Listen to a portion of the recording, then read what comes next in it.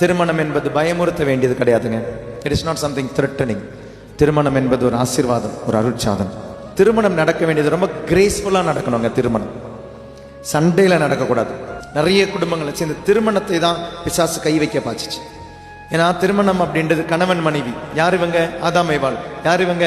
ஆண்டவருக்கு ரொம்ப பிரியமா இருந்தாங்க. அது யாருடைய இடத்துல வந்தாங்க?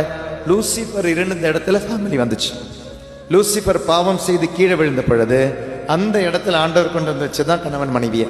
பொறாம பிடிச்சவன் சும்மா இருப்பானா? அவன் குடும்பத்துல கையை வச்சான். தொடக்க நூல் 2வது அதிகாரம் 24வது வசனம் திருமணம். தொடக்க நூல் 3வது அதிகாரம் 7வது வசனம் டைவர்ஸ். அவன் விடல, அந்த குடும்பத்தை விடல, அந்த குடும்பத்தை வாழ விடல, அவன் விட மாட்டான். உங்களுடைய குடும்பத்தையும் விட மாட்டான். அதனால தான் இவ்வளவு பிரச்சனைகள் காரணம்.